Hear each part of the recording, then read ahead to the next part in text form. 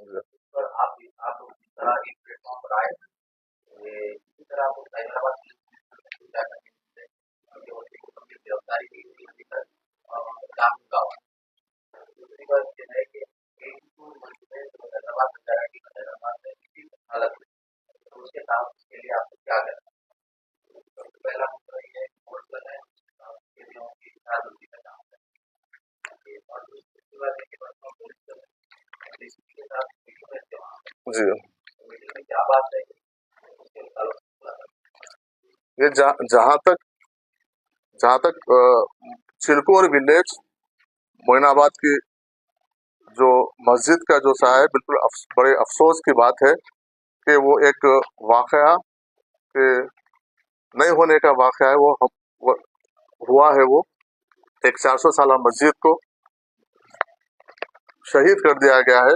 लेकिन उसके लिए जब हम इसका पूरा इंक्वायरी किए हैं, रिपोर्ट लिए हैं, तो ये कोई शरपसंदी नहीं, कोई रियल एस्टेट अपने पैसों की हवस के लिए इस मस्जिद को शहीद किया है। तो उसको जब उसके बाद हम जब शहीद होने के बाद मुकाम पे पहुंचे, मैं पहुंचे, हमारे टेमरिस के प्रेसिडेंट साहब पहुंचे, और दूसरे जमात के कायदीन पहुंचे, और माइनॉरिटी वेलफेयर के सेक्रेटरी तफसीर इकबाल साहब पहुंचे।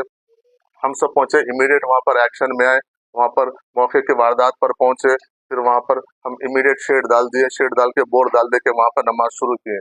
जहां तक उसको दूसरे दिन की जब मीटिंग की बात है, वहां पर मुकामी मुसलमान लोगों से हम बुला के बात की है, और गैर गैर हमारे गैर जो हिंदू भाई है उनसे भी हम बुला के बात की, जिसमें मंदिर के पुजारी भी थे, बात किए थे। सबका मानना यही है कि वो जो हरकत हुई है बिल्कुल गलत हुई है, वो नाकाबिले बर्दाश्त है, चाहे किसी भी मजहब के लोग हो। क्योंकि जमहूरियत में और इंसानियत में और कोई भी मजहब में किसी एक दूसरे की इबादतगाह को शरीर डिस्टर्ब करना या शहीद करना या उसको तोड़ना या किसी की कोई मजहब में इजाजत नहीं देता। वो लोग फिर खुद अग्री कर रहे हैं कि हमारे पास एक गंगा जमुना तहजीब का माहौल है, लेकिन इस तरीके से हरकत करके हम सबको एक, एक शर्मिंदगी की जैसा हमको एक वो किए हैं करके, उसमें हमारे हिंदू भाई भी उसके लिए एग्री हो रहे हैं। और वो इसमें कोई डाउट नहीं है। वो सर्वे नंबर 133 जिसमें 4 गुंठे आते हैं, वो वक्फ की जमीन है। 1950 1954 से 50 से हमारे पास तमाम रिकॉर्ड है। तमाम रिकॉर्ड में वो वक्फ की जमीन है। वहां पर मस्जिद थी और मस्जिद रहेगी। और लोकल के लोगों का भी यही कहना है कि वो जमीन वक्फ बोर्ड की जमीन है। वक्फ बोर्ड की जमीन को लेकर किसी को कोई ऑब्जेक्शन नहीं है। जहां तक मस्जिद की तामीर का जहां तक सवाल है, तो मस्जिद की तामीर की पूरी जिम्मेदारी वक्फ बोर्ड लेगा। हम वहाँ पर एक टीम को बिल्कुल मुतयन किए हैं। वहाँ पे एक टीम 24 घंटे हमारी रात सुबह से लेकर शाम तक वहीं पर रही। हमारा एडमिनिस्ट्रेशन से बात हुआ, वहाँ के लोकल के मुसलमान भाइयों से भी बात हुई, लोकल के हिंदू भाइयों से भी बात हुई। वो लोग भी इसको ताउन करने के लिए तैयार है, क्योंकि वहाँ उनके भी कम्युनिटी में कुछ लोग शरपसंद लोग उसको डिस्टर्ब करने की कोशिश कर रहे थे, लेकिन गांव के लोग, हिंदू और मुसलमान भाई मुत्तहिद है वहाँ पे। वो लोग ये चाहते हैं कि जो यहाँ का जो माहौल है उसको खराब ना हो। इसलिए वो हमसे एक 2 दिन का टाइम पूछे हैं। 2 दिन का टाइम भी पूछे हैं, क्योंकि कुछ फेस्टिवल वगैरह, बोनाल वगैरह का फेस्टिवल है। उसके बाद क्योंकि गवर्नमेंट की तरफ से भी एक एस्टिमेशन के लिए हमको आ गया है, हम उसको एस्टिमेशन बना के विद इन 7 डेज के अंदर हमको एस्टिमेशन बना के सबमिट करने के लिए बोले हैं।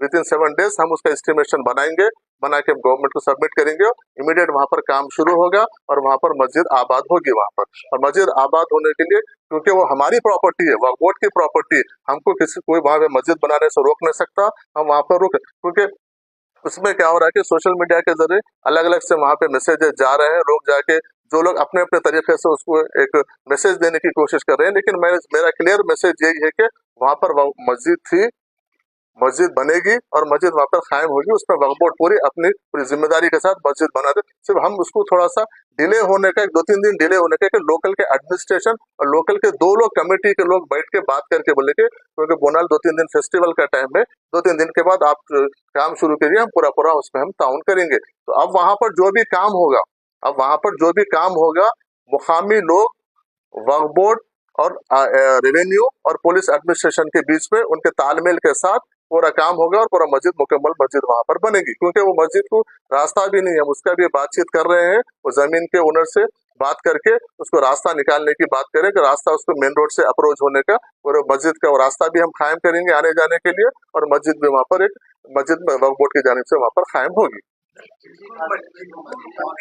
बिल्कुल मंदिर वालों का जो बयान है उसके ऊपर आप नहीं, वो दूसरे दूसरे जिस दिन हमारी बात हुई उसके बाद फिर वो बयान दिए हैं उनका, फिर हम उनसे बात की है तो वो भी कुछ कुछ प्रेशर में आके उस तरीके का दिए हैं, लेकिन उनका उससे कोई इत्तेफाक नहीं है। वो लोग भी उसका वो टूटने का अफसोस जाहिर कर रहे हैं, उनको कोई ऑब्जेक्शन नहीं है, वो आपकी प्रॉपर्टी है, आप बनाइए।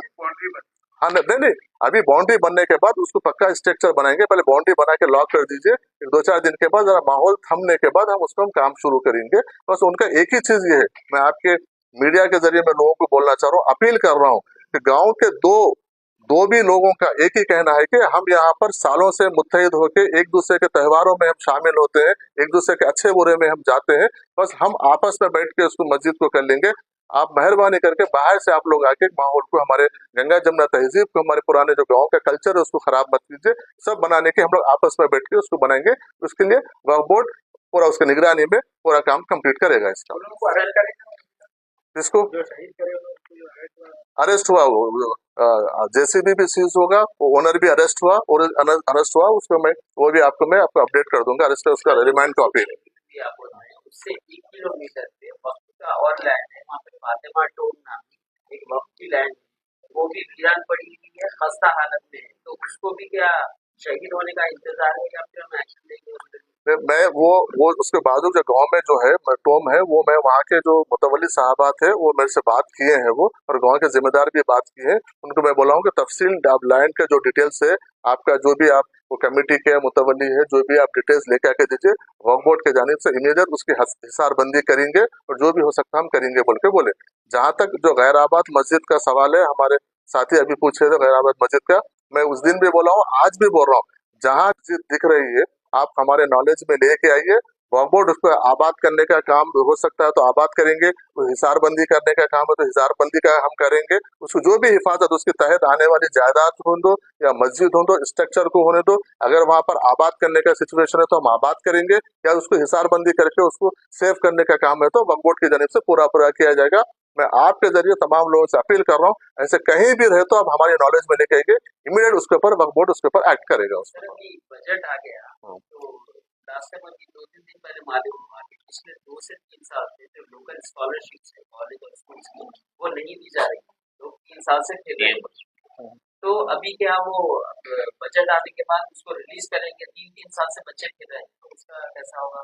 पिछली बार का तो बजट नहीं मालूम, लेकिन अब जो बजट है ये हमारे बजट में इमीडिएट गवर्नमेंट है, सो इसको इमीडिएट आप देखिए, पिछले गवर्नमेंट आने के बाद पिछले बजट में वो लोग लेके हम बजट रिलीज करके उसको वैसे रख दिए थे, लेकिन ये गवर्नमेंट, कांग्रेस गवर्नमेंट आने के बाद 4 महीने में 600 करोड़ गवर्नमेंट इमीडिएट स्पेंड कर दी माइनॉरिटीज के लिए। तो माइनॉरिटीज का जो बजट हम जो हो सा वही हम वहाँ पे बजट में रखे, तो हुकूमत का ये सिर्फ फिगर देके खुश करने का नहीं है, कांग्रेस हुकूमत का, हमारे रेवंत रेड्डी साहब का, हमारा यही है कि जो हम बजट रिलीज जो हम वादा किए हैं उसको पेपर पे लाएंगे, और जो पेपर पे लाएंगे उसको एग्जीक्यूट करेंगे। तो जितना भी बजट हमको एलोकेट किया गया, हम तमाम लोग मिलके उसको रिलीज करवाएंगे और स्पेंड करने का भी हम काम करेंगे।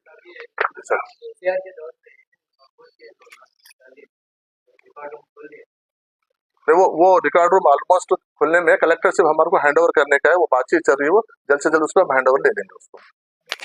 बहुत बहुत अभी आपका ब्रेकडाउन क्या है, आपके असेंबली का टोटल बजट क्या है? तो 951 है, तो पिछले साल को आपको डिफरेंस क्या है? 783 था पिछले साल, 951 है, वही तो बता रहा हूँ, 21% एडिशनल बजट आया है। स्पेशली ये जो बिल्डिंग के लिए आप जो परसों दौरा करें, उस पर कोई स्पेशल बजट आप एलोकेट करेंगे? अभी तो प्लान करना है ना, पूरा बजट को भी तो सब डिवाइड करना है। ऑलमोस्ट 18 to 20 स्कूल्स का 10% कास्ट काम रुका हुआ है, तो फर्स्ट प्रायोरिटी हो रही है कि हम अपने ओन प्रेमिसेस में आ जाए, ताकि स्पेशल डिस्ट्रिक्ट में बहुत प्रॉब्लम हो रहा है, अपने ओन प्रेमिसेस में आए तो वहाँ पे फैसिलिटीज और प्रोवाइड करना है, क्योंकि बहुत सारे स्कूल में स्पोर्ट्स एक्टिविटीज ये नहीं है, कल्चर लाना है, जो प्राइवेट स्कूल में जो कल्चर रहता है वो कल्चर लाना है, बच्चों को खाली पढ़ाई के साथ थोड़ा रिक्रिएशन भी रहना है, और थोड़ा इस्लामिक उनको वो पढ़ाई भी बहुत इम्पोर्टेंट है। ऑल टुगेदर हम प्लान करके बजट डिवाइड करके फेस वाइज मैनर में उसको वो सकेंगे। मैं आपको पिछला और इस बार का मैं बजट एलोकेशन आपको बोल देता हूँ कितना हुआ। तेलंगाना वक्फ बोर्ड के लिए 67.78 प्रीवियस था, और इस बार 120 करोड़ रुपए इस बार का है, और जहां तक टीजे रिस्क का है 783.90 पिछले साल था, और इस बार 951.38 करोड़ इस बार का है। और जहां तक हज कमेटी का था, पिछली बार 2 करोड़ रुपए था और इस बार हमने 6 करोड़ रुपए किया है हज कमेटी के लिए। और ये माइनॉरिटी फाइनेंस कॉर्पोरेशन के लिए 273.78 करोड़ था, 273.78 करोड़ था, तो इस बार 480 करोड़ रुपए माइनॉरिटी फाइनेंस कॉर्पोरेशन के लिए किया गया है। उर्दू एकेडमी के लिए 14.19 करोड़ पहले था, इस बार 19 करोड़ 42 लाख इस बार का बजट है। तो आप कंपेयर कर लीजिए, ऑलमोस्ट पिछले बजट से इस बार हमारा 30 से 40% हमारा बजट इस बार इंक्रीज हुआ। इंशाल्लाह आने वाले दिनों में और हम सब लोग मुत्तहिदों के नुमाइंदगी करके इसको आगे बढ़ाएंगे। बहुत बहुत शुक्रिया।